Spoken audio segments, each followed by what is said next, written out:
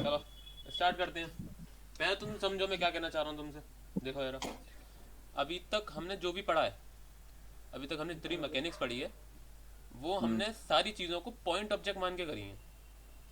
For example जैसे कि ये कोई बॉल है, ये कोई बॉल है और वो आगे जा रही है वी वेलोसिटी से, मान लो। ठीक है, तो हम क्या बोलेंगे, ये जो पूरी बॉल है वो वी वेलोसिटी से आगे जा रही है। यहाँ तक तो बड़ा अजीब अजीब सा सुनने में लगा होगा, लेकिन ठीक है। लेकिन क्या तुम्हें सच में लगता है कि बॉल का हर पार्ट, फिर से सुनो जरा, क्या तुम्हें सच में लगता है कि बॉल का हर पार्ट आगे जा रहा है, बिल्कुल प्योरली आगे जा रहा है? नहीं भैया। देखो यार, एक और बात देखो, मैं इसी बात को मैग्नीफाई करके दिखाता हूँ। सेंड। देखो यार, मान लो ये बॉल रोल कर रही है वी वेलोसिटी से आगे, तो असलियत में सिर्फ और सिर्फ इसका सेंटर आगे जा रहा है। बाकी जितने भी पार्ट्स हैं वो बहुत ही ज़्यादा कॉम्प्लिकेटेड वे में आगे जा रहे हैं। अगर मैं सारे पॉइंट को ट्रेस करूँ यहाँ पर, तो ये मालूम है, मान लेते हैं इसको ए नाम देते हैं ऊपर वाले पार्टिकल को। तो मालूम है कैसे जा रहा होगा, ये कुछ ऐसा जा रहा होगा।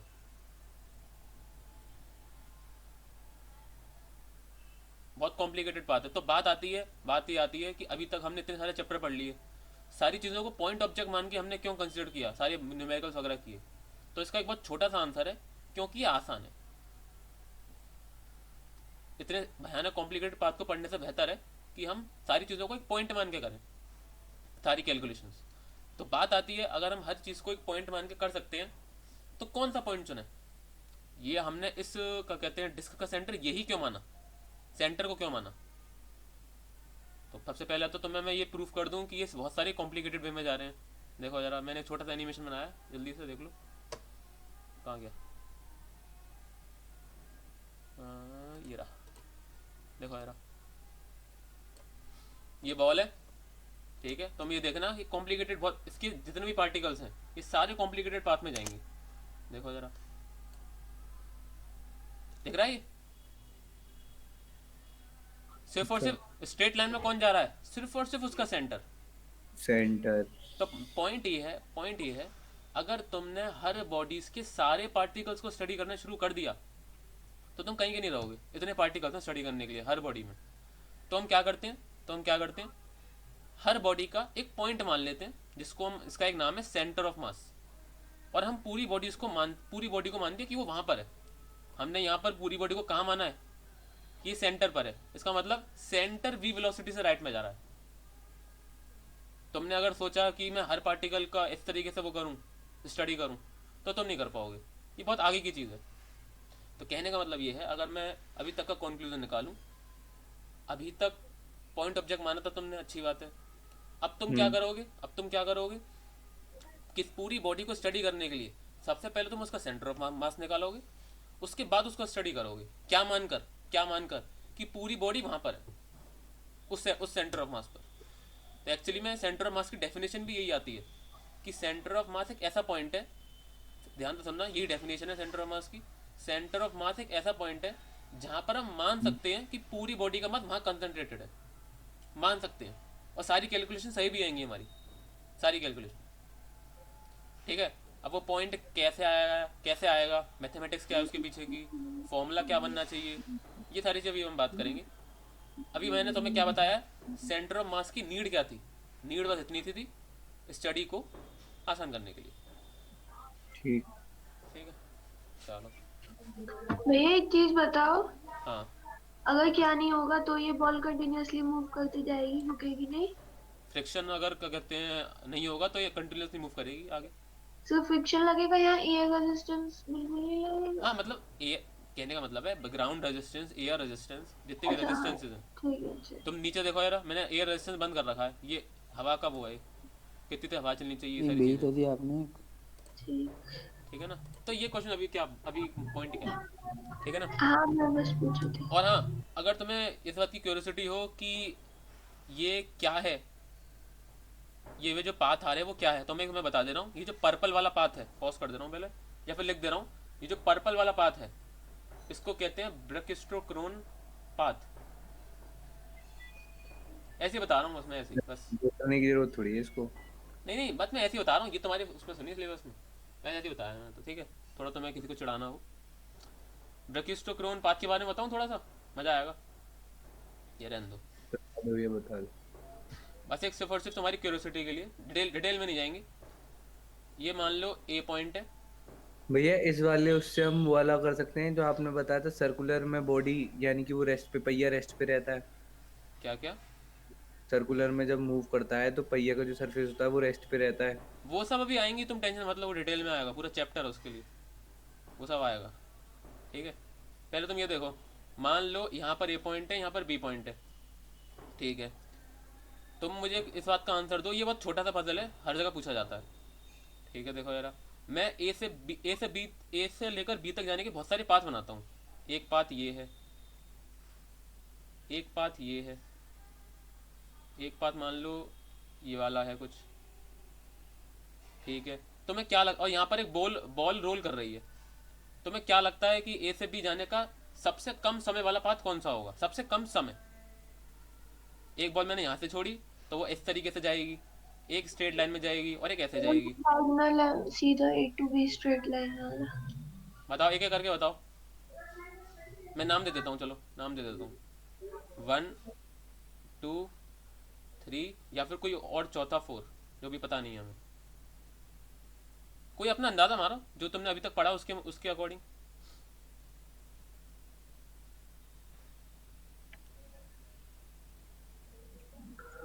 नहीं, अरे पर पहले तो ये पढ़ा था ना, पाथ पे डिपेंड नहीं करेगी। ओ ओ कंद वो तुम इधर क्यों लगा रही हो वो सारी चीजें?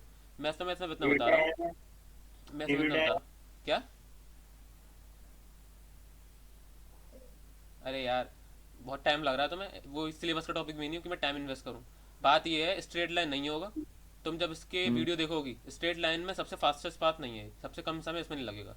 सबसे कम समय लगेगा ब्रैकियोस्टोक्रोन पाथ पे।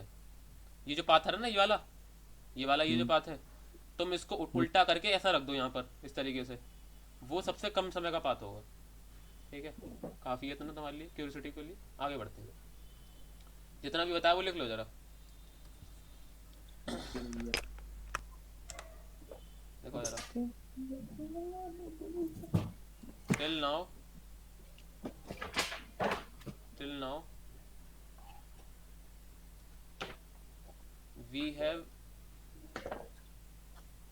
Studied mechanics. आज मैं ज़्यादा लिखवाऊंगा नहीं। बाय कंसीडरिंग बाय कंसीडरिंग क्या था ये चैप्टर का नाम? System of particle. System of particles, linear momentum, comma collision.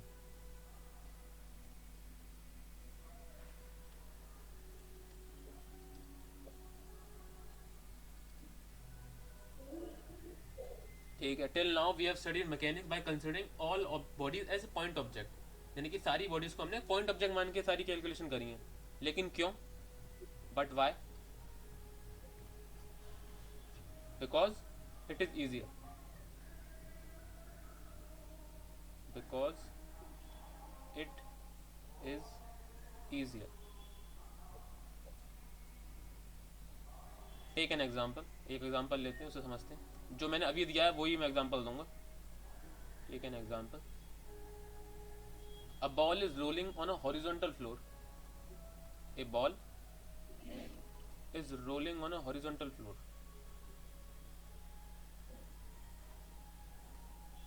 On a horizontal floor. तुम घर जाके चाहो तो इसको, घर जाके सॉरी, घर पे तो बैठे ही हो, मतलब क्लास खत्म होने के बाद इसको सर्च करना, बहुत इंटरेस्टिंग टॉपिक है। कौन ब्रैकियोस्टोक्रोन, सा? Brachistochrone. Okay. Ball is rolling on a horizontal floor.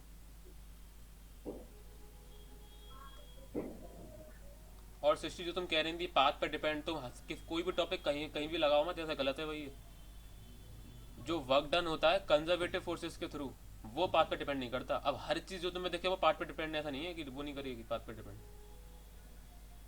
That is, नहीं, मैं पहले तो स्ट्रेट लाइन ही बोला था, फिर आपने बोला ना कुछ फोर अपना कुछ सोचो, तो मैंने बस ऐसी कंडीशन। नहीं नहीं नहीं नहीं, आपका कुछ भी कहीं भी फिट ना करें, गलत है। इट इज गोइंग,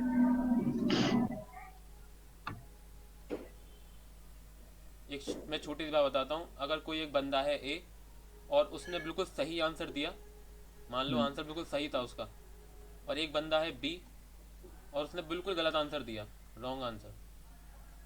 यहाँ पे मैं वो लगा देता हूँ क्रॉस, और वो इसने सही आंसर दिया, बिल्कुल गलत आंसर दिया। अगर ए के पास कोई भी रीज़न नहीं है कि उसने सही आंसर क्यों दिया, और अगर बी के पास बिल्कुल रीज़न है कि उसने गलत आंसर क्यों दिया, कि बी ये बोला कि मैंने ये सोचा था कि ऐसे ऐसे करके होगा, ये ऐसे ऐसे करके होगा, मतलब उसके पास सारे रीजंस हैं, तो मेरी नज़र में बी ज़्यादा इंटेलिजेंट है अब भी, क्योंकि उसने जो किया सोच समझ के किया। ये ज़रूरी नहीं है कि आपका आंसर सही है, ज़रूरी ये है कि आपको उसके पीछे की सारी चीज़ें पता है। ठीक है, तो ये ध्यान रखें, मैटर नहीं करता गलत या सही बोल रहे हैं, रीज़न के साथ बोलें बस। It is going in a straight line, but but do you really think, do you really think that do you really think that all parts of the ball, that all parts of the ball are going in a straight line, are going in a straight line?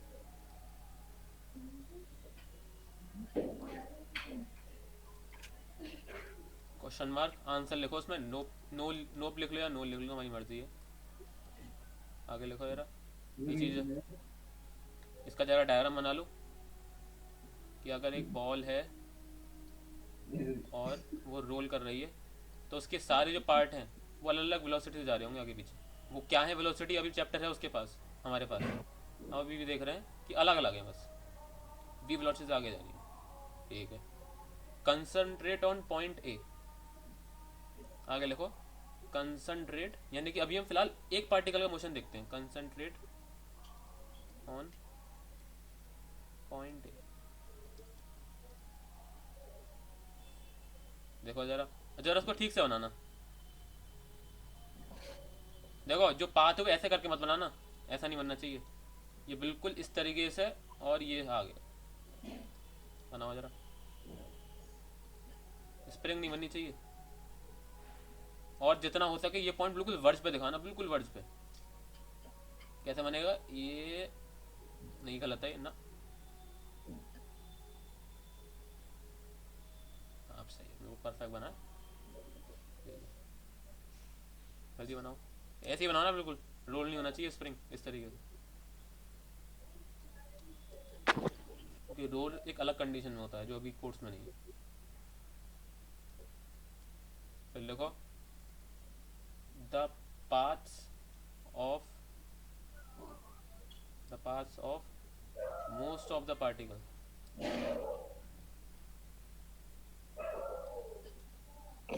भैया इसमें आपने concentrate और point A लगाया है, अभी point A दिखाया थोड़ी है तो ये पॉइंट है, ये रहा, नहीं उसमें पहले वाले डायग्राम में। है तो है सबसे ऊपर वाला।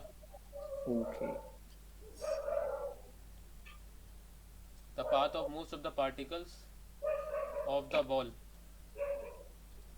तुम भाई सेल्फ स्टडी कर रहे हो कि नहीं तुम सब? हाँ भैया स्टार्ट कर दी।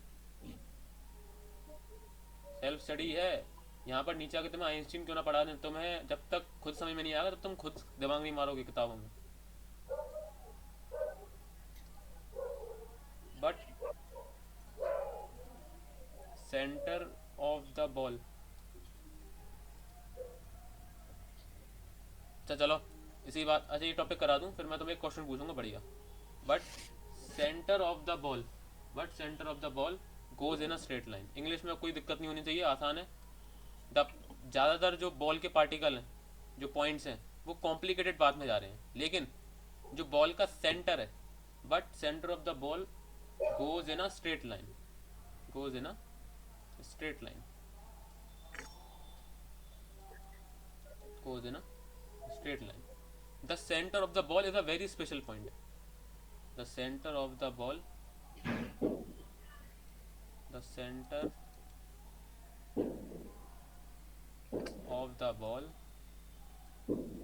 is a very special point, is a very special point, Yogang तुम बात कर रहे हो, करवाना तो। नहीं भैया मैं बात नहीं कर रहा पीछे। ठीक है, विच इज कॉल्ड, यानी कि जो बॉल का सेंटर है उसका एक स्पेशल नाम है जिसको हम कहते हैं centre of mass. Is a very special point, is a very special point which is called, which is called centre of mass. Centre of मास पे अंडरलाइन करना, सेंटर ऑफ मास। ठीक है, और आगे जो लिखवा रहा हूँ उसको भी अंडरलाइन करना, इंपॉर्टेंट लाइन है। It's motion is just like a single particle, its motion is just like a single particle going with velocity v। अब तुम्हें एक बहुत बढ़िया सी चीज़ बताता हूँ, गोइंग विद वेलोसिटी v, इसको अंडरलाइन कर लेना, इसको लिखो अब मेरे क्वेश्चन का आंसर दो जरा।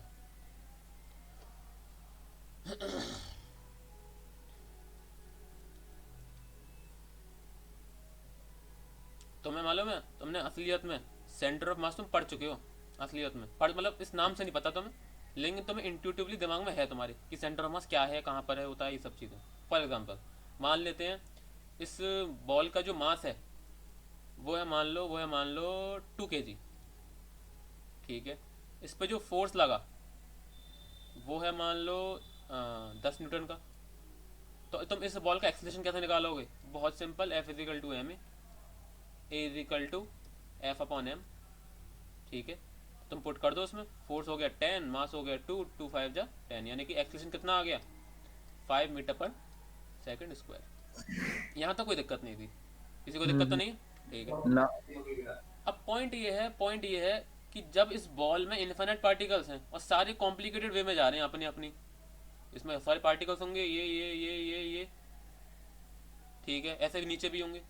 तो बात ये आती है जो एक्सेलरेशन निकल के आया है वो किसका एक्सेलरेशन निकल के आया है? फॉर एग्जाम्पल अभी आंसर मत देना, ये पार्टिकल आगे तो जा ही रहा है सामने, साथ में ये घूम भी रहा है, और कोई भी चीज़ घूमती कब है? जल्दी बताओ कौन सा फोर्स लगता है उस पर? वो लगता है सेंट्रीपिटल फोर्स। सेंट्रीपिटल फोर्स यानी कि सेंट्रीपिटल एक्सेलरेशन, यानी कि इस पार्टिकल में जो घूम रहा है इसमें अपना सेंट्रीपिटल एक्सेलरेशन भी होगा, और साथ में ये इस बॉडी पर पूरा फोर्स लग रहा है उसका भी एक्सेलरेशन होगा। तो दिक्कत ये आती है ये किसका एक्सेलरेशन है? 5 मीटर पर सेकंड स्क्वायर।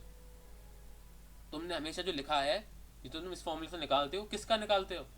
तुम असलियत में निकालते हो सेंटर ऑफ मास का। तुमने आज तक जितनी बार भी F is equal to M A use किया है वो असलियत में तुमने जो एक्सेलरेशन निकाला है वो तुमने सेंटर ऑफ मास का निकाला है हमेशा। पॉइंट ऑब्जेक्ट मान के निकालते हैं। हाँ वही तो पॉइंट ऑब्जेक्ट कहाँ पर मानते, उस पॉइंट को कहाँ मानते हैं? उसके centre of mass, centre of मास पर बॉडी के। एक और चीज सुनो यार, मान लो तुम किसी बॉडी का मोमेंटम निकाल रहे हो T, ठीक है, लीनियर मोमेंटम। ठीक है, अभी तो वैसे एंगल तुम्हें पता ही नहीं है, लीनियर मोमेंटम निकालने हम, ठीक है, तो तुम्हें फॉर्मूला पता है उसका मास इनटू उसकी वेलोसिटी। तो मास तो ठीक है अपनी जगह, वेलोसिटी कहाँ की लोगे? बहुत सारे पार्टिकल्स हैं तो कहाँ की वेलोसिटी लोगे? हर बॉडी का, हर पॉइंट का अपना अलग मोमेंटम होगा। तो असलियत में हम किसकी वेलोसिटी लेते हैं? हम सेंटर ऑफ मास की वेलोसिटी लेते हैं असलियत में। ये एस सी वर्मा के टॉपिक है। तो कहने का मतलब ये है F is equal to M A और P is equal to M V. Mass तो पूरी बॉडी का है ही, ये जो एक्सेलरेशन आता है वो सेंटर ऑफ मास का होता है, और जो वेलोसिटी आती है वो भी सेंटर ऑफ मास की होती है। ठीक है, ये मैं बाद में नोट्स में लिखवा दूंगा, बस समझाया अभी तो मैं किसी बात की टेंशन लेने की जरूरत नहीं है। ठीक है, विद वेलोसिटी v। तो अब ये तो हो गया सेंटर ऑफ मास की नीड क्या थी, क्या होता है, कैसे होता है। अब तुम जरा फॉर्मल डेफिनेशन पे आ जाओ कि अगर तुमसे कोई पूछ ले तो तुम क्या बोलोगे?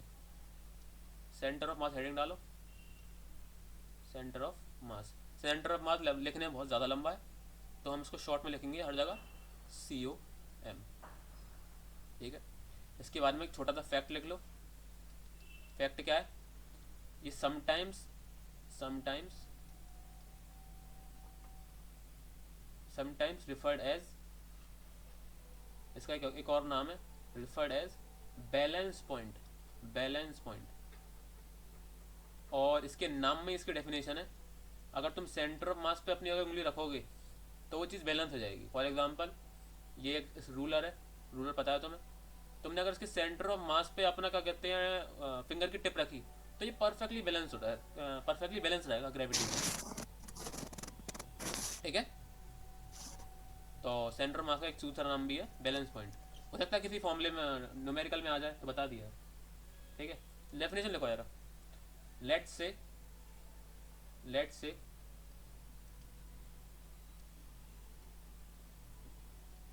से और देखो ये जो चीज़ है ना बैलेंस पॉइंट वाली चीज़ बहुत काम आएगी अभी जब मैं एक्सप्लेन करूंगा कि सेंटर ऑफ मास पे फिंगर टिप रखने से या कोई भी चीज़ रखने से बैलेंस हो जाती है वो चीज़, या फिर इक्विलिब्रियम में रहती है। Let's say there are n particles, there are n particles, there are n particles distributed in space,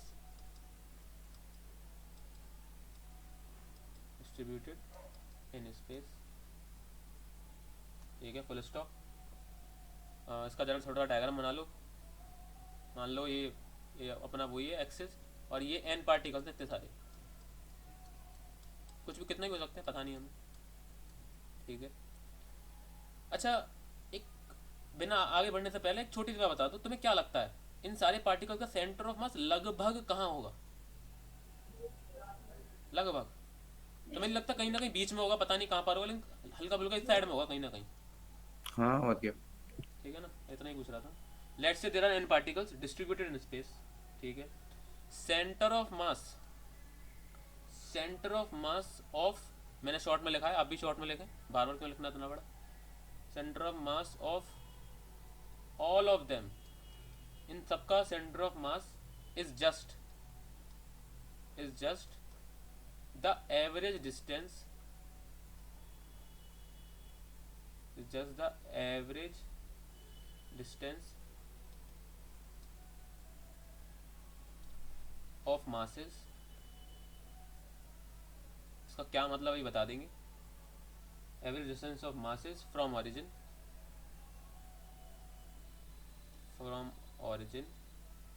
comma, तो मैं ये लाइन तो समझ में आ गई होगी, average distance mass from origin. इसके बाद वाली समझ में नहीं आएगी, वेटेड अकॉर्डिंग टू, अलग रंग से लिखते हैं, इंपॉर्टेंट भी है। तुम इसको अलग उससे लिखना, रेक्टेंगल में बंद कर लेना चाहो तो उस लाइन को कॉमा लगा के, ये इतना मोटा कैसे हो गया।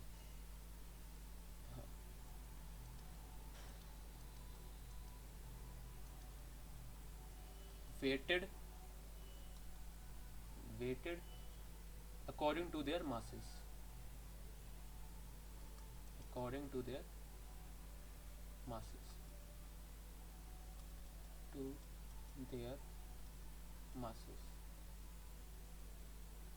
उसको अंडरलाइन भी करेंगे हम, ठीक। उसके बाद लिखो, तुम्हें लाइन मुझे मालूम है तुम्हें समझ में नहीं आएगी, टेंशन मत लो, समझा देंगे अभी, न्यूमेरिकल के साथ समझाएंगे। देखो जरा, और अब तो नॉर्मल लिखना शुरू कर दो। और it is a hypothetical point या फिर it is a imaginary point, it is a imaginary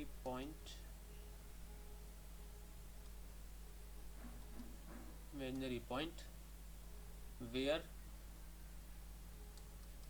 the entire mass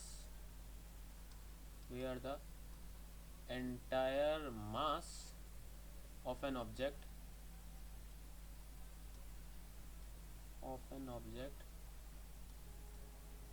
may be assumed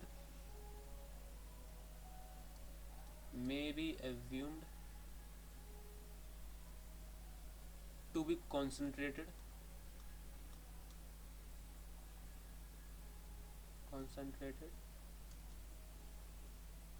to visualize its motion, to लिख लो पहले फिर समझाते हैं, to visualize its, ये समझ लो तुम आगे जो तुम पढ़ने वाले हो उन सब चीज़ों की जो फाउंडेशन है वो सेंटर ऑफ मास है। तो इस पर ज़्यादा ध्यान देना। Visualise it's motion.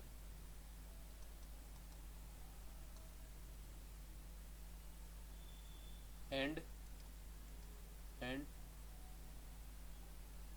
या फिर also the centre of mass also the center of mass is the particle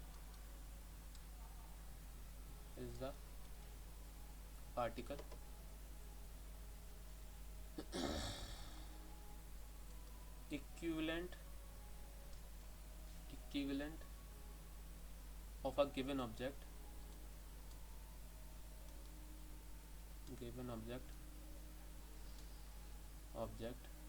for application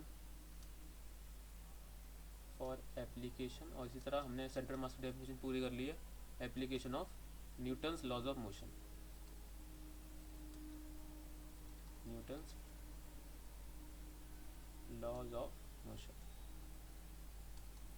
जल्दी से लिखो फिर एक्सप्लेन करते हैं।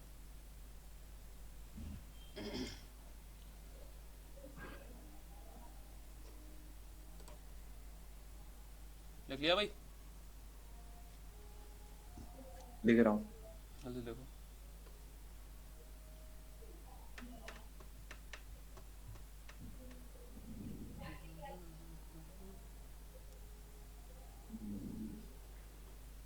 हमारी बॉल अब भी रोल कर रही है क्या? नहीं, अब नहीं कर रही। देखो उसका पाथ बहुत बढ़िया लगता है मुझे।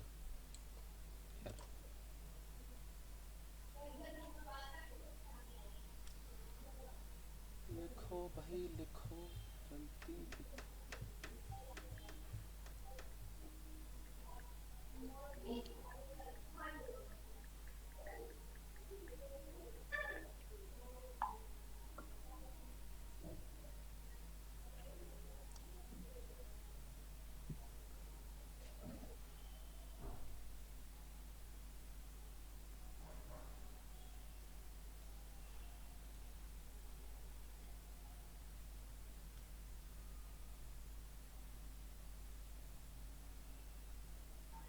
भैया आपने इन दोनों को अलग अलग हाफ में क्यों बांटा है?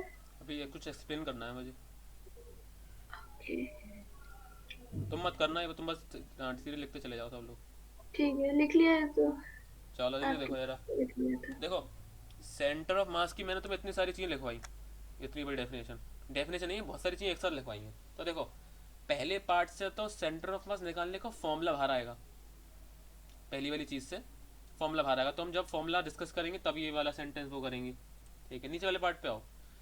इसमें से इतना दे रखा है, it is a imaginary point है, मतलब कोई असलियत में कोई ऐसा पॉइंट वहाँ पर लिखा नहीं हुआ कि हाँ मैं सेंटर ऑफ मास हूँ।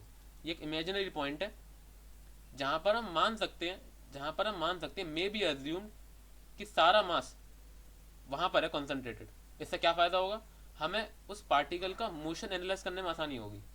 एक बार फिर से पढ़ो जल्दी से। It is a imaginary point where the entire mass of an object may be assumed to be concentrated to visualise its motion. For example, अगर मैं तुमसे कहूँ कि इस पूरे का कहते हैं बॉल का तुम मोशन एनालाइज करो इसके सरफेस को लेकर, सरफेस पे जो पॉइंट है, तुम्हारे लिए बहुत मुश्किल हो जाएगी ये जो पर्पल वाला पॉइंट है उसको एनालाइज करने में। तो हमने क्या किया, हम इसके ऐसा करते हैं सेंटर ऑफ मास को एनालाइज करते हैं। वो एक सिंपल पाथ पे जा रहा होगा, तो सेंटर ऑफ मास कहाँ पर था, सेंटर पे। हमने उसको एनालाइज किया, आसान था, अच्छी बात है। ठीक है, आगे क्या लिख रहा है, also the centre of mass is a particle equivalent of a given object for application of Newton law of motion. ये तो मैं बता चुका हूँ कि असलियत में, एक मिनट, कहाँ गया, हाँ, असलियत में हम सिंप्लीफाई वे में जब न्यूटन लॉ ऑफ मोशन लगाते हैं किसी बॉडी पे, तो पूरी बॉडी पे ना लगा के आसान करने के लिए सेंटर ऑफ मास पे लगाते हैं। लाइन पढ़ो, देखो लास्ट वाली कहाँ गई। The centre of mass is the particle equivalent of a given object, यानी कि एक सेंटर ऑफ मास एक ऐसा पार्टिकल है, मान सकते हैं किसी ऑब्जेक्ट का, जिसपे हम सारे न्यूटन्स लॉ ऑफ मोशन लगाएं, सिंप्लीफाई करने के लिए, और कोई बात नहीं है। लगाने को हम हर पार्टिकल पे भी लगा सकते हैं। आगे तुम पढ़ोगे तो असलियत में इंडिविजुअल पार्टिकल को भी स्टडी किया जाता है, लेकिन अभी हम तुम्हारे फील्ड में या तुम्हारे लेवल पर सिर्फ सेंटर ऑफ मास का मोशन एनालाइज करेंगे और हम आगे बढ़ेंगे, इतना ही काफ़ी रहेगा। ठीक है, अब बात आती है इसका क्या करें। अब देखो हम फॉर्मूला बनाने जा रहे हैं, और फॉर्मूला बनाने से पहले मैं तुम्हें एक बात बता दूं, सारी बुक्स में तुम्हें सेंटर ऑफ मास मिलेगा, उसके बाद उसकी नीड बताई दे रखी होगी कि नीड क्या है सेंटर ऑफ मास की, और तुम्हें डायरेक्ट फॉर्मूले पर भेजा गया होगा कि फॉर्मूला ये रहा, न्यूमेरिकल सॉल्व कर लो सारे। ठीक है, मैं तुम्हें क्या करूँगा, तुम्हें किसी बुक में नहीं मिलेगा, नीड के बाद तुम्हें फॉर्मूला ड्राइव कराना है मुझे, ड्राइव कि कहाँ से आया ये फॉर्मूला। तुम्हें सेंटर ऑफ मास का फॉर्मूला कहीं ड्राइव होते हुए नहीं मिलेगा। तो पॉइंट इज तुम्हारा मन हो तो डेरिवेशन लिख लेना, वरना डायरेक्ट फॉर्मूला लिख लेना। ठीक है, मेरे हिसाब से तुम्हें क्या करना चाहिए, तुम लिख लो पूरा डेरिवेशन ज़्यादा लंबा नहीं है, कंसेप्चुअल डेरिवेशन ज़्यादा है, तुम लिख लो पूरा, लेकिन उसके ऊपर लिख लेना डोंट लर्न इट, जिससे कि याद रहे कि फिर से समझना है, काम नहीं आने वाला, बस समझने में आसानी होगी हमें इस डेरिवेशन को समझने से। ठीक है, तो सेंटर ऑफ मास डेफिनेशन बता दिए, डेरिवेशन लिख लेना मेरे अकॉर्डिंग, ना भी लिखो तो चलेगा, लिख लेना मेरे अकॉर्डिंग तो ज़्यादा अच्छा रहेगा। ठीक है, तो सेंटर ऑफ मास पहले हम निकालना सीखते हैं 1D में एग्जाम्पल। और तुम्हें पता है असलियत में मैंने हमेशा पहले 1D को करवाते हैं, 2D मोशन असलियत में 2 बार 1D मोशन रिलैक्स करने से बन जाता है। काइनेमेटिक्स में याद होगा, हम हर चीज़ को तोड़ देते हैं 2 1D मोशन में, 3D को भी तोड़ देते हैं 3 1D मोशन में। ऐसे ही अगर हमने 1D ऑब्जेक्ट का सेंटर ऑफ मास निकालना सीख लिया, 1D ऑब्जेक्ट यानी कि कुछ ऐसी चीज़ का एक सीधी लाइन में जो चीज़ है, तो हम 2D का भी कर सकते हैं 3D का भी कर सकते हैं। तो पहले 1D का सिंपलर केस देखते हैं, एग्जाम्पल इन 1D, और आगे लिख लेना डेवलपिंग फॉर्मूला फॉर COM, और लिख लेना डोंट लर्न इट। मैं इस वजह से लिखवाता हूँ कि जब तुम्हारी टेस्ट आएंगे तब तुम इसमें टाइम वेस्ट ना करो, वेस्ट तो नहीं लेकिन इन्वेस्ट ना करो उसमें, क्योंकि आने नहीं वाला। ठीक है, देखो ज़रा, अब जरा हम पहली वाली डेफिनेशन पे जाते हैं। देखो यार, सेंटर ऑफ मास जो पॉइंट है वो सिर्फ और सिर्फ क्या है, सारे पार्टिकल्स का किसी ओरिजिन से एवरेज डिस्टेंस। इसको जरा अप्लाई करके देखते हैं, आगे ग्रीन में भी लिखा हुआ है वो भी अप्लाई करेंगे। देखो जरा, मान लो ये अपना वो है और ये ओरिजिन है, ये 0 है यहाँ पर। ठीक है, यहाँ पर एक बॉडी रखी है m मास की, यहाँ एक बॉडी रखी है m मास की, ये मान लो 1 यूनिट दूर है यहाँ से। ठीक है, और 1 2 3, और एक और बॉडी यहाँ पर बिल्कुल m मास की, आइडेंटिकल, बिल्कुल आइडेंटिकल। ठीक है, और ये मान लो 3 यूनिट दूर रखी हुई है, 3 यूनिट।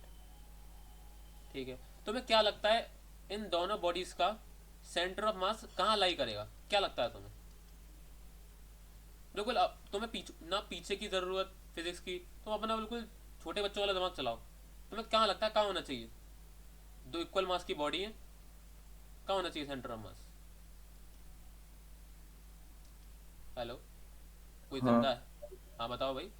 हाँ भैया कहाँ मिड होना में ही चाहिए? होगा। बिल्कुल मिड में, तो इसमें कोई दिमाग लगाने की जरूरत ही नहीं है, बिल्कुल मिड में होना चाहिए यहाँ पर सेंटर ऑफ मास।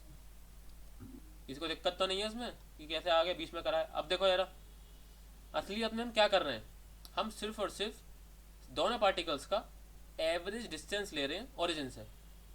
कहने का क्या मतलब है, देखो जरा, इसका डिस्टेंस क्या है, पहली वाले मास का 1, दूसरे वाले मास का क्या है 3, 2 बॉडीज हैं अपॉन 2, 4/2, यानी कि 2 आ गया। तो ओरिजिन से हम सारी डिस्टेंस कहाँ से ले रहे हैं, ओरिजिन से। तो ये फॉर्मूला क्या कह रहा है, सेंटर ऑफ मास कहाँ पर है, ओरिजिन से 2 डिस्टेंस बाद, यानी कि यहाँ पर 2 यहीं लाई करेगा दोनों के बीच में, बिल्कुल। ये 1 है, ये 3 है, ये 2 है। यहाँ तक किसी को दिक्कत, जल्दी बताओ। ये एक बार बता दो प्लीज। अरे दो मासेज हैं आइडेंटिकल, उनका सेंटर ऑफ मास तुम्हें क्या लगता है बीच में होगा? ठीक है, हाँ हाँ अब हमने असलियत में क्या करा है, हमने जो 2 मासेज हैं ये जो अरे मैं टली गया था। ये जो दो मासेज हैं, इनका जो ओरिजिन से डिस्टेंस है, यानी कि पहले का 1 है, दूसरे का 3 है, उनका सिर्फ एवरेज लिया है असलियत में। 1 + 3/2 = 4/2। एवरेज लेना आता है ना भाई। 1, 4, 6, 10, 11, इन सब का एवरेज क्या होगा? 1 + 4 + 6 + 10 + 11/5।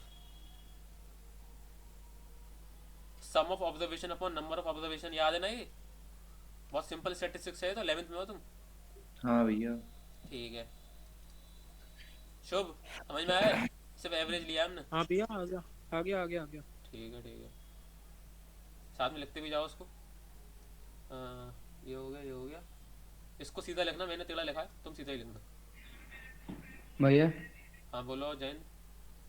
ये डिस्टेंस है सेंटर से और ओरिजिन से, हाँ तो सेंटर ऑफ मास का डिस्टेंस की रिलेशन है। मतलब मेरे को समझ हमने, नहीं आया ग्राफ। अरे ग्राफ ग्राफ थोड़ी नहीं है। तुम्हें डेफिनेशन में क्या लिखवाया था? सेंटर ऑफ मास क्या है सिर्फ और सिर्फ? सारे मासेस का सिर्फ और सिर्फ एवरेज डिस्टेंस। यानी कि कहने का मतलब ये है, ये इतने सारे पार्टिकल्स हैं, ठीक है। अब इन सब का एवरेज कहाँ आएगा? लगभग यहाँ आएगा कहीं ना कहीं। तो वो असलियत में हम कैसे निकालेंगे? ये डिस्टेंस प्लस ये डिस्टेंस प्लस ये डिस्टेंस, सबका सम करेंगे, उनका एवरेज ले लेंगे। वो एवरेज जब तुम निकालोगे लगभग लगभग यहाँ आएगा कहीं ना कहीं बीच में। असलियत में सिर्फ कोई बीच की चीज़ निकाल रहे हैं बस हम। कैसे निकाल रहे हैं वो भी पता चलेगा। अभी तुम 1D का देख रहे हो, ये 2D में है चीज़ें सारी। अभी हम 1D का देख रहे हैं, ठीक है। लिखो जरा।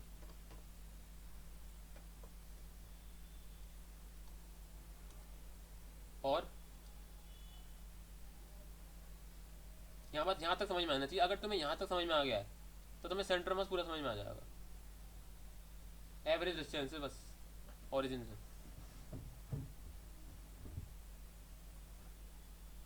और भाई तुम ओरिजिन कहीं भी मान लेना, तुम्हारी जहाँ श्रद्धा हो कहीं भी मान सकते हो तुम।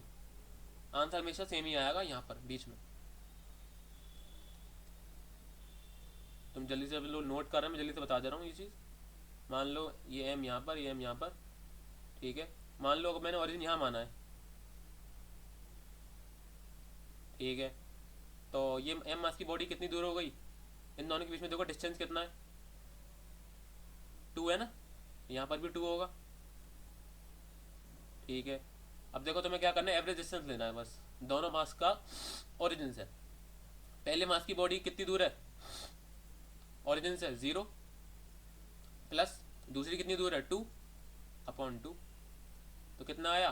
1। अब तुम कहोगे तो आंसर तो चेंज आ रहा है, चेंज नहीं यार, अब भी बीच में ही है। देखो यहाँ पर ये तो होगा बीच 1। अगर 2 यहाँ पर है तो 1 यहीं तो होगा। ये आ गया सेंटर ऑफ मास, ठीक है। चलो तुम्हें ये समझ में आ गया तो तुम्हें ये भी समझ में आ जाएगा। देखो जरा, या फिर इसके अंडर लिखना क्या क्या है, ये बना लूं? बस इतना ही करना है जो सामने है। अच्छा ये बना लूं, ये मैंने बना दी सॉरी। नहीं नहीं नहीं नहीं, अब तो टाइम गया, मैंने बहुत टाइम दे दिया। अरे देखो तो स्क्रीनशॉट ही ले लेती हूँ, एक सेकंड रुक जाओ। जल्दी लो।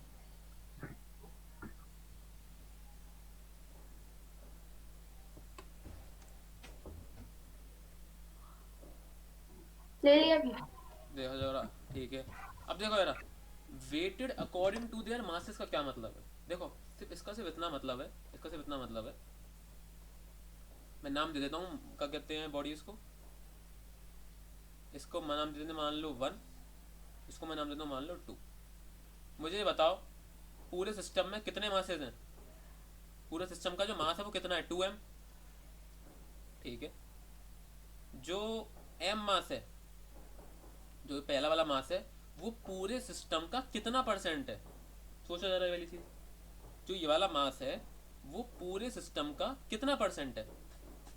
बताओ। पूरे सिस्टम में मास है 2m और पहली बॉडी का मास है m। तो जो m है वो 2m का कितना परसेंट है?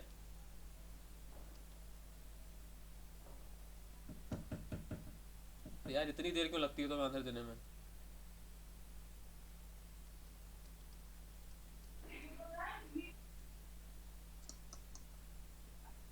भैया आपकी आवाज कट गई, दोबारा बोलिएगा। तुम सब पागल वागल तो नहीं हो गए? आंसर क्यों नहीं दे रहे? हेलो, हाँ आ रही है हेलो। बस। मैं ये कह रहा हूँ जो पहली वाली बॉडी है वो पूरे सिस्टम का कितना परसेंट है? आधा। तुम अरे परसेंट में बोलो, आधा मत बोलो। 50%। 50%। यानी इतनी देर लग रही है आप सिंपल सी चीज में। देखो जरा, weighted according to their masses का मतलब ये है, वेटेड अकॉर्डिंग टू मासेस का मतलब ये है कि अगर पहली वाली बॉडी पूरे सिस्टम का 50% है तो उसकी डिस्टेंस का भी हम 50% लेंगे। मुझे मालूम तुम्हें समझ में नहीं आया है, पहले देखो, होते हुए देखो जरा। सेंटर ऑफ मास कहाँ लाई करेगा? पहली वाली बॉडी कितना परसेंट है पूरे सिस्टम का? 50%। तो 50% ऑफ 1, ठीक है। दूसरी वाली बॉडी पूरे सिस्टम का कितना परसेंट है? ये भी 50% है। तो 50% ऑफ 3। इसको तुम सॉल्व करो। 50% ऑफ 1/100, ये तुम्हें निकालना आना चाहिए।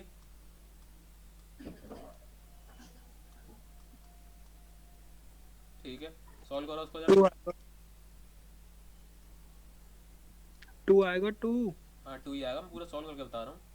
1/2 प्लस 3/2 यानी कि 4/2 यानी कि 2। ठीक है, तो हम असलियत में जब ऊपर कर रहे हैं ये वाली जो चीज़ है, एवरेज हमने इस वजह से लिया है क्योंकि क्योंकि सबका मास सेम है। ठीक है, अब तुम बिना दिमाग चलाए ज़्यादा ये चीज़ बताओ जरा। मान लो यहाँ पर एक बड़ा मास है, ठीक है, ठीक है, यहाँ पर एक छोटा मास है, ठीक है, और ये मान लो एक वेटलेस रूलर पे रखे हुए हैं। एक रूलर है, उसका कोई वेट नहीं है, हम सब इनका वेट कंसीडर कर रहे हैं। ठीक है, पहले क्या था? बिल्कुल बीचों बीच आ रहा था यहाँ पर। या तो अगर तुम्हें मतलब बैलेंस करना है इस पूरी चीज़ को तो तुम्हें बिल्कुल बीच में फिंगर रखनी पड़ेगी। अब तुम्हें क्या लगता है कि फिंगर तुम्हें कहाँ रखनी पड़ेगी? बिल्कुल बीचों बीच? नहीं, तो बताओ यहाँ कहाँ? पे उससे आधे, बीचों बीच नहीं, उस आधे से थोड़ा सा आगे। बीचों बीच से लेफ्ट या बीचों बीच से राइट? अब भैया ये नहीं पता लेफ्ट और राइट। अरे जल्दी से रूलर निकालो और एक जगह पर शार्पनर लेफ्ट रख है, दो। ये लेफ्ट। लेफ्ट है?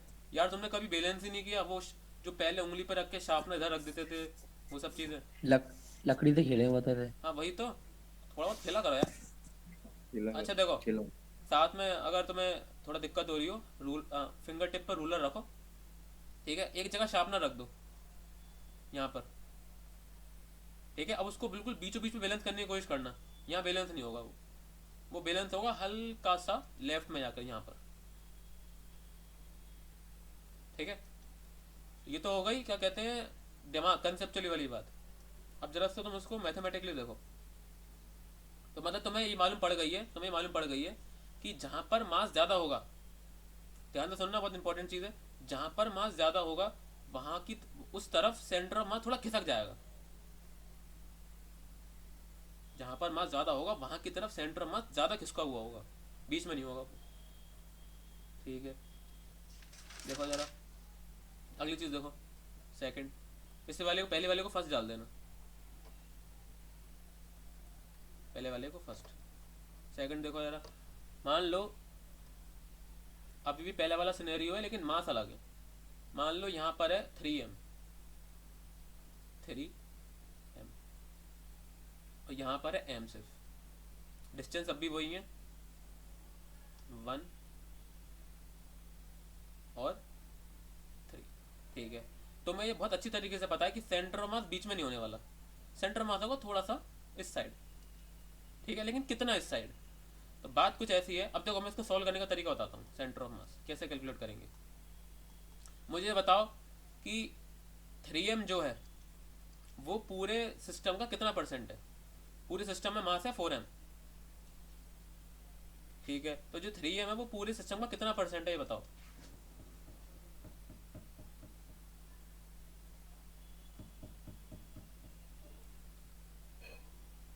इसमें अरे यार एक पिज्जा उसके 4 पीस करे तो जो 3 अच्छे पीस से है, अरे नहीं 75% है यार। इतना कैलकुलेट नहीं हो रहा तुम पे, तुम सब पे। अगर किसी चीज के 4 पीस करे मैंने तो हर पीस 25% का होता है। हाँ पता है। तो यही तो है, यहाँ पर भी तो यही है पूरा। क्या कहते हैं, सिस्टम में कितना मास है, 4m। ठीक है, तो ये वाला मास कितने परसेंट हुआ, 25%। और ये वाला कितना हुआ, 75%। और तुम्हें अगर ज़्यादा दिक्कत हो रही हो, तो मैं तुम्हें बता दूं, तुम्हें अगर एक पार्ट दे रखा है और तुम्हें टोटल का निकालना हो कितना परसेंट हो, जैसे कि मान लो 1 दे रखा है, तुम्हें निकालना है 4 का कितना परसेंट है वो 1 जो है, तो उसका फॉर्मूला होता है पार्ट अपॉन टोटल इंटू 100। देखो ज़रा, 3m का निकालना कितना परसेंट, यार अभी तो बेसिक मैथमेटिक्स है। पार्ट कितना है 3m, टोटल कितना है 4m इंटू 100। m से m गया, 4 25 से कटेगा, 25 3 जा 75। तो कहने का मतलब ये है तुम्हें अगर इसका सेंटर मास निकालना है तो तुम डायरेक्ट 1 + 3/2 नहीं कर सकते, तुम्हें क्या करना पड़ेगा, या फिर दोनों का 50-50% नहीं ले सकते। अब तुम्हें ये जो 1 है वो लेना पड़ेगा 75% प्लस, और जो ये जो 3 है वो लेना पड़ेगा 25%। इसको सॉल्व करो, कितना आ रहा है भाई साहब एंड बहन जी, सॉल्व करें इसको। हाँ हाँ। अब तुम्हें समझ में आ रहा होगा इसका क्या मतलब है। Weighted according to their mean, according to their masses, यानी कि जो डिस्टेंस है वो किसके अकॉर्डिंग लिए जाएंगे, उन बॉडीज के मासेस के अकॉर्डिंग। अगर जो मास है वो पूरी सिस्टम का ज़्यादा परसेंट है तो डिस्टेंस का भी ज़्यादा परसेंट लिया जाएगा। ठीक है, तो इसको कहते हैं weighted according to their mean masses. मैं पता नहीं मीन क्यों बोल रहा हूँ बार बार। सॉल्व करो उसको।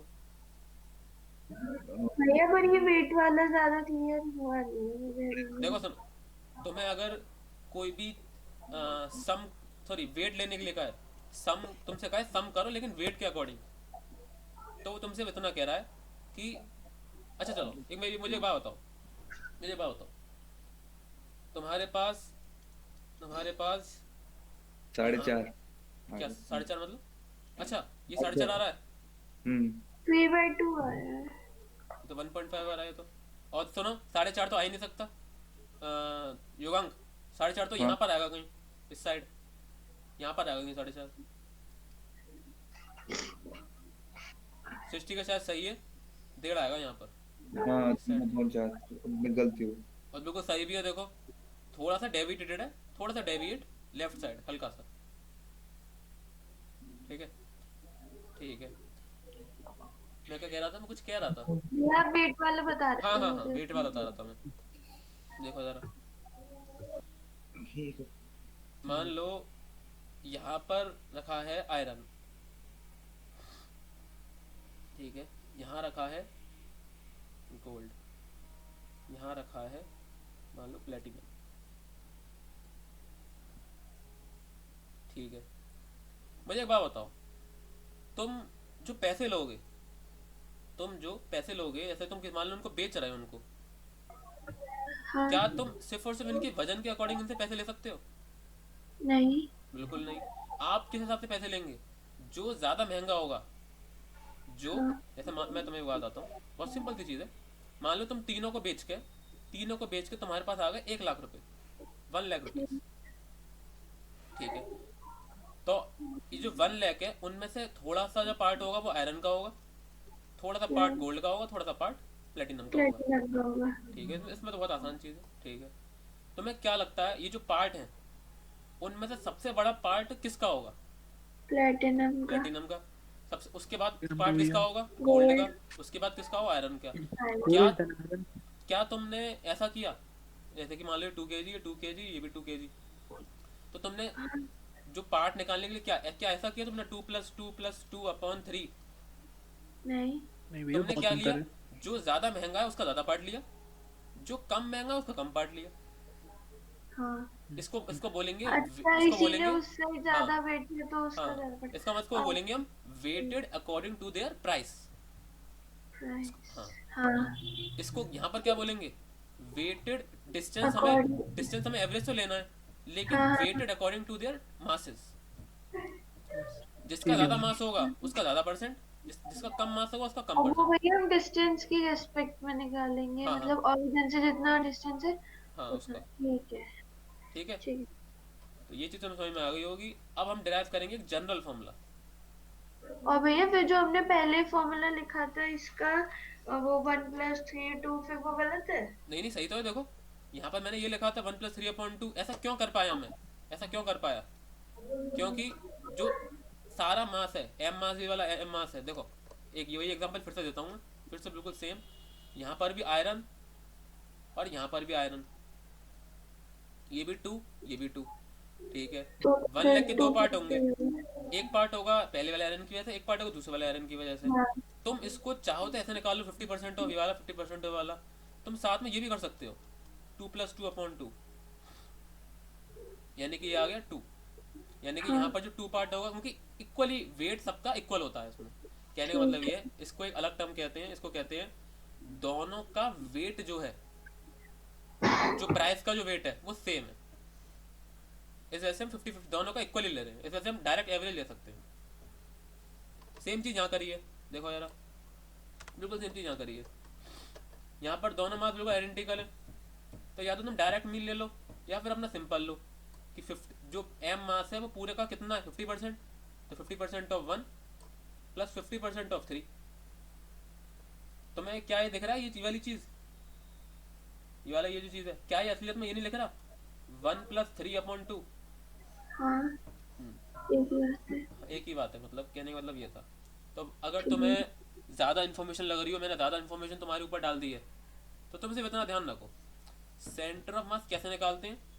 सारे जितने भी मासेज हैं जिनका हम सेंटर ऑफ मास निकाल रहे हैं, उन सब का ऑरिजिन से डिस्टेंस का एवरेज, और हम वेट लेते हैं उनके मास के अकॉर्डिंग। अगर मास ज़्यादा है तो डिस्टेंस का ज़्यादा परसेंट, अगर मास कम है तो डिस्टेंस का कम परसेंट। बस इतना ध्यान रखो। अब और हम भैया इसी, एक जगह मास ज्यादा होता तो फिर ये जो ऊपर वाला फॉर्मूला ये नहीं लगता ना, फिर तो वेट के अकॉर्डिंग ही लेते हैं। तुम हर वक्त तुम ध्यान रखो वेट के अकॉर्डिंग ही करो कि ठीक है 50%। है। अब ये तो हो गया न्यूमेरिकल, न्यूमेरिकली हमें हाँ ये जानना है कि इसका एक जनरल फॉर्मूला क्या होगा। तो अब ये तुम्हें खुद ट्राई करना है, मैं तुम्हें टाइम दे रहा हूँ, थोड़ा गाइड भी करूँगा। मान लो यहाँ पर मास है m1। ठीक है, ये अब देखो मैंने जनरल ले लिया, ये मास है m2। पहली वाली बॉडी का जो डिस्टेंस है ओरिजिन से वो है x1, दूसरी वाली बॉडी का जो डिस्टेंस है ओरिजिन से वो है x2। तो तुम्हें क्या निकालना है, सेंटर ऑफ मास निकालना है। कैसे निकालोगे बताओ? बिल्कुल लाइन टू लाइन ऊपर वाले स्टेप्स फॉलो करो और निकाल लो। तुम्हें पहले क्या निकालना है, m1 जो है वो पूरे सिस्टम का कितना परसेंट है, उतना परसेंट x1 का ले लो, प्लस प्लस फिर निकालो m2 जो है पूरे सिस्टम का कितना परसेंट है, उतने परसेंट का x2 ले लो। निकालो जल्दी से, सेंटर ऑफ मास। इसकी हेडिंग डालना, एक लाइन छोड़ देना, मैं बताना भूल गया। Centre of mass of two bodies, of two masses. ये क्वेश्चन वही सॉल्व कर पाएगा जिसने ऊपर का ठीक से समझा होगा, परसेंट निकालना जिसको आता होगा ठीक से, कि m1 जो है कितना परसेंट है पूरे उसका।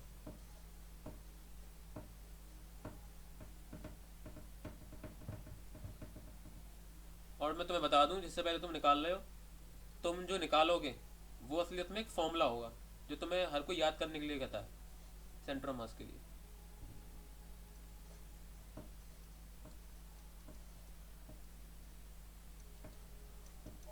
भैया ये तो ऐसे ही आ रहा है, m1x प्लस m2x/100। क्या क्या फिर से बोलो, m1 x प्लस m2x सृष्टि, अपॉन x तो कहीं है ही नहीं पूरे में, x1 और x2 है। x1 अच्छा m1 x1 प्लस m2x2 हाँ, अपॉन 100। बस यही चूक गई तुमने आधा फॉर्मूला ड्राइव कर दिया है। देखो कहाँ गलती हुई है, 100 नहीं आएगा। तो फिर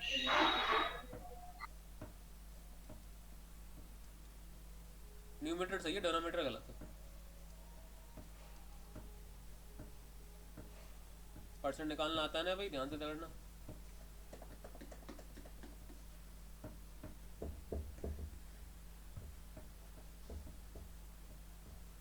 भैया फिर तो एक अलग माननी पड़ेगी क्वांटिटी, क्योंकि 100 है, मतलब दोनों का टोटल सम 100 होगा। अरे मैं दोनों का समझ गई आप टोटल क्या सम कहना एम वन चाह रहे प्लस हो। एम टू होगा। नहीं, मैं समझ गई आप क्या कहना चाह रहे हो। जैसे 75 थी, 25, तो इनका सम 100 था। ठीक है। ठीक है। तो यहाँ पे जब मैंने लिखा ना M1, तुम सोच कुछ लो अभी। ऐसा ही है शायद, पर एक और न्यू वेरिएबल आएगा क्या यहाँ पे, या सुनो फिर सुनो, कौन सी हम ऐसा थी? करते हैं, इस क्वेश्चन को छोटे पार्ट में तोड़ देते हैं। पहला, पहले सिर्फ हम इतना इतना पता लगाते हैं कि जो M1 है वो पूरे सिस्टम का कितना परसेंट है। तो देखो जरा, पार्ट अपॉन टोटल इंटू 100। हमें M1 का पता लगाना है। ठीक है, टोटल कितना है, M1 प्लस M2 इंटू 100, यानी कि जो M1 है वो पूरे सिस्टम का इतना परसेंट है। ठीक है, जो और जो M2 है वो पूरे सिस्टम का इतना परसेंट है। पार्ट अपॉन टोटल, अरे प्लस आएगा, इंटू 100, इतना परसेंट है। अब तो तुम रेक्टेंगल जो है ना, भैया भैया, हाँ बोलो। ये एक बार बताना क्या बताया। जो M1 है वो पूरे सिस्टम का इतना परसेंट है, ये जो यहाँ पर जो लिख रहा है। एक और मिनट सिंपली किससे आया है, रुको। Part upon total into 100। 1 जो है 4 का कितना परसेंट है, part upon total into 100। Solve कर लो उसको, 25% है।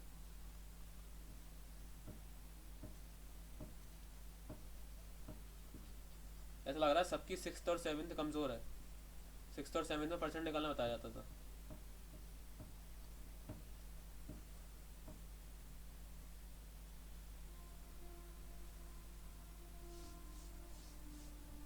देखो जरा, देखो देखो, M1 plus sorry M1 upon M2, M1 upon M1 plus M2 into 100% of X1 plus M2 upon M1 plus M2 into 100% of X2। जल्दी बताओ, काट के, इसके बाद आगे सॉल्व कराएंगे।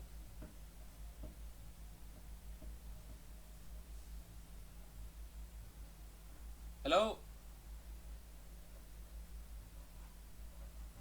हाँ भैया। ये बात, ये लाइन समझ में आई, इतना परसेंट ऑफ X1 प्लस इतना परसेंट ऑफ X2।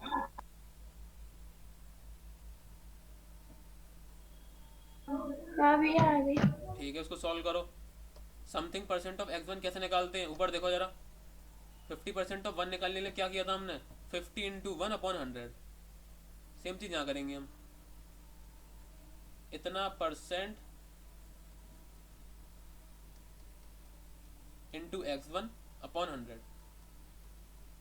प्लस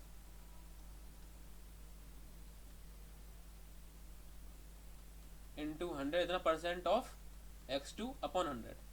इसी तरह फॉर्मूला डराइव हो चुका है, इसको थोड़ा सॉल्व कर लो, फॉर्मूला आ जाएगा बाहर। 100 से 100 गया, 100 से 100 गया।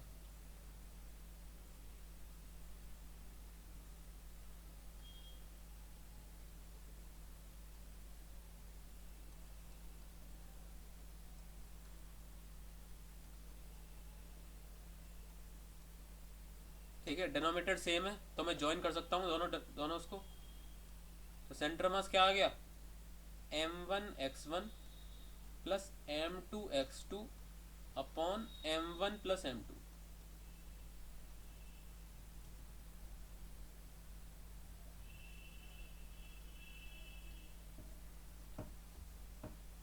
जल्दी बताओ काट के। हेलो, बहुत बढ़िया तरीके से मैंने बताया, ध्यान रखना। आई कैन बैट, इस पर शायद लगा सकता हूँ मैं, इससे अच्छा सेंटर मास का जो इंट्रोडक्शन है तुम्हें कोई नहीं दे सकता। पूरे नेट पर देख लो तुम।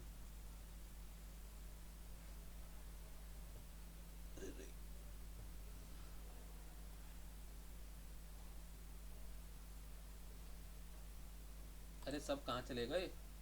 हेलो, माइक ऑन करो सब लोग। हाँ भैया। हाँ भैया। ये समझ में आया है क्या हुआ अचानक से सेंटर मास निकालने के लिए। हेलो, भैया वही समझ रहे हैं। समझ गए ना। हाँ समझ ही गए। तो अब तुम्हें देखो, तुम्हें जो बुक्स में डायरेक्ट ये लिखा हुआ होगा, ये वाला फॉर्मूला, कि पहली वाली मास का मास, पहली वाली बॉडी का मास इनटू उसका डिस्टेंस ओरिजिन से, प्लस दूसरी वाली बॉडी का मास इनटू उसका डिस्टेंस ओरिजिन से, अपॉन टोटल मास। अब तुम चाहो, जैसे तुम्हें बहुत भयानक लग रहा है मैंने जो तुम्हें बताया, तो तुम उसको भूल सकते हो चाहो तो, या फिर इसे फॉर्मूला याद रखो, डायरेक्ट फॉर्मूला।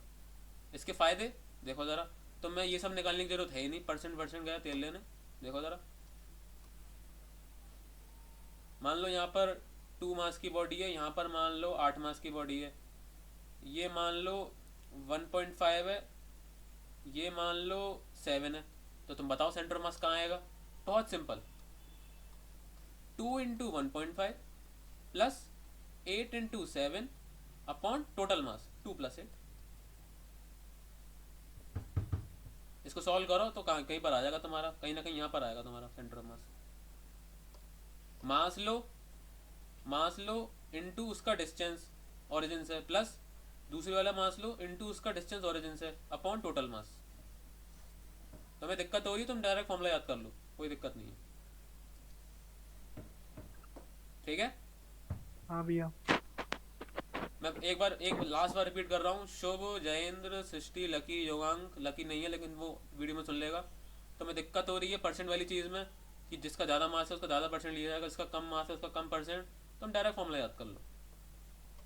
कोर्स के बाहर नहीं है, इतना ही है कोर्स में ये फॉर्मूला, तुम्हें डायरेक्ट याद कर लोगे तो भी दिक्कत नहीं होगी तुम्हें। ठीक है, चलो देखो ज़रा, अब मैं लिखवा नहीं रहा, यहाँ तक ख़त्म काफ़ी है बस।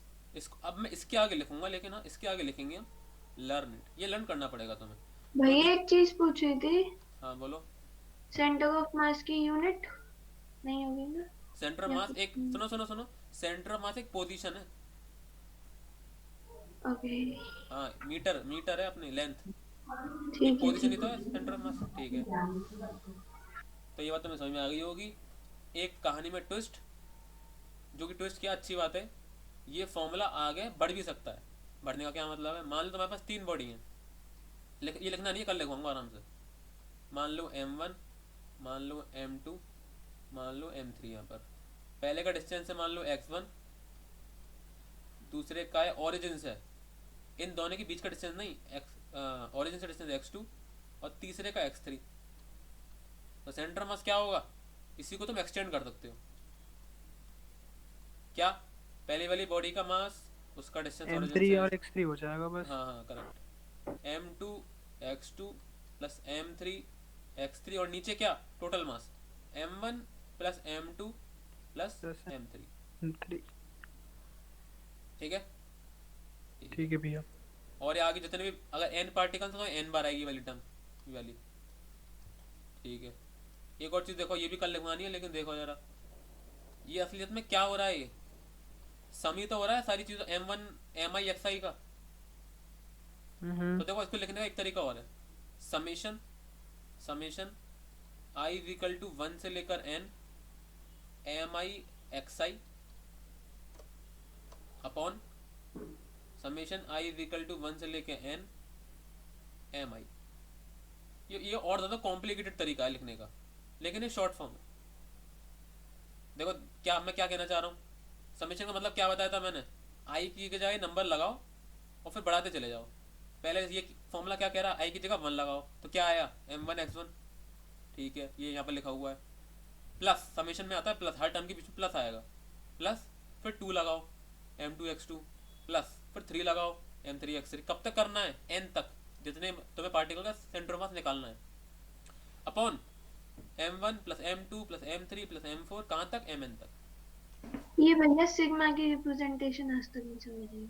अरे क्या समझ में नहीं आया, सिग्मा जहाँ पर आता है समेशन की बात चल रही होती है। वो ठीक है, पर फिर नीचे क्या लिखते हो, ऊपर क्या लिखते हो, साइड में क्या लिखते हो, मुझे याद ही नहीं रहता। तुम्हें इंटीग्रल नहीं याद, लोअर लिमिट से अपर लिमिट। हाँ वो अच्छा याद अच्छा है। एक बात बताओ, अच्छा मैं आज सिंपल क्वेश्चन पूछते हैं, जो नीचे जो नंबर लिख रहा है, ये जो नीचे नंबर लिख रहे हैं, हाँ, वो कहाँ से कहाँ तक जा रहे हैं, 1 से लेकर जितने भी नंबर ऑफ पार्टिकल्स है वहां तक जा रहे हैं। ठीक है। तो क्या दिक्कत है, 1 से लेके n तक जा रहे हैं। अच्छा ठीक है। अब सुनो, अब लिखने का और तरीका क्या है। हाँ अब मैंने तुम्हें डायरेक्ट लिख दिया m1x1, तो ये एक टर्म हुई, सिर्फ एक टर्म हुई ना ये तो हमें एक हाँ वेरिएबल चाहिए जिसको रिप्लेस कर करके हम 1 2 3 लगा सकें। तो तुम्हारी जो ये मर्जी हो, अच्छा, ये फंक्शन है, यहाँ पे फंक्शन आएगा। ये नहीं, तुम्हारी जो मर्जी है, तुम एक वेरिएबल चुन लो, बताओ कौन सा चुनोगे, बताओ। एल कुछ मान भी लेते हैं, नहीं। एल मान लेते हैं, एल। तो यहाँ पर भी तुम लिखो L, L, L is equal to 1 से लेके n, और एल की जगह 1 से लेके n तक पुट करते चले जाओ। जरूरी नहीं है आई, कुछ भी वेरिएबल कुछ भी लगा दो। ठीक है ठीक है, बस इतना ही था। ठीक है। चलो ये हो गया। तो आज की क्लास का टेक अवे क्या है, क्या क्या याद रख के जाना है तुम्हें। सबसे पहली चीज़ कि जो सेंटर ऑफ मास होता है, तुमने आज तक जितनी भी कैलकुलेशन करी हैं, जितने भी फॉर्मूले लगाए हैं, F equal to M A, P equal to M V, दुनिया भर की चीज़ें, वो तुमने असलियत में सेंटर ऑफ मास पे लगाए हैं किसी भी बॉडी के। पहली चीज़। दूसरी चीज़, पूरी बॉडी के हर पार्टिकल को एनालाइज करने से हमारी कैलकुलेशन बहुत ज़्यादा कठिन हो जाएंगी। सॉल्यूशन क्या है, हम करेंगे सारी कैलकुलेशन सेंटर ऑफ मास के रेस्पेक्ट में। ठीक है, ठीक है, ये हो गया। और हाँ, सेंटर ऑफ मास पे कैसे कैलकुलेशन करते हैं, हम मान लेते हैं कि जो पूरा मास है वो उस पॉइंट पर कंसंट्रेटेड है। अब हम सारी कैलकुलेशन कर देते हैं। तो तीसरी चीज़। चौथी चीज़, सेंटर ऑफ मास कैलकुलेट कैसे करते हैं, हम जितने भी मासेज हैं उन सबका जो ओरिजिन से डिस्टेंस है उनका एवरेज लेते हैं, लेकिन जो हर डिस्टेंस का वेट होता है वो कैसे रिप्रेजेंट किया जाता है, कैसे लिया जाता है, मास के अकॉर्डिंग। किसी का अगर मास ज़्यादा है तो उसका डिस्टेंस ओरिजिन से ज़्यादा परसेंट में लिया जाएगा, किसी का कम है तो ज़्यादा कम डिस्टेंस लिया जाएगा परसेंट में। बीच की कहानी तुम्हें अगर नहीं समझ में आई तो भी कोई दिक्कत नहीं है, ये कोर्स में है ही नहीं। ठीक है, और ना तुम्हें आगे पढ़ने को मिलेगा, ये तो बस मैंने डेरिवेशन बना दिया है बस। उसके बाद जब हमने बहुत सारी चीज़ें करी इधर उधर, हमने फॉर्मूला ये वाला बना लिया अपने लिए। तो तुम्हें वो पिछली वाली 3 चीज़ें और ये चौथी चीज़ ये वाली याद रखनी है। सेंटर मास क्या होता है, m1x1 plus m2x2 plus m3x, जितने भी पार्टिकल बढ़ते चले जाएंगे। ठीक है, हेलो। हाँ भैया हाँ ठीक है। ठीक है भैया। ठीक है, कल हम क्या करेंगे, n पार्टिकल्स के निकालना देखेंगे। और अभी तुमने 1D में किया है ना, बस 1D में, 2D में करेंगे और 3D करेंगे कि नहीं, 3D नहीं करेंगे शायद, 2D तक करेंगे। 2D काफ़ी है तुम्हारे लिए। ठीक है, उसके बाद लीनियर मोमेंटम पे आएंगे और कल न्यूमेरिकल भी कराऊंगा मैं। ठीक है, तो अब आप जा सकते हैं। नमस्ते भैया।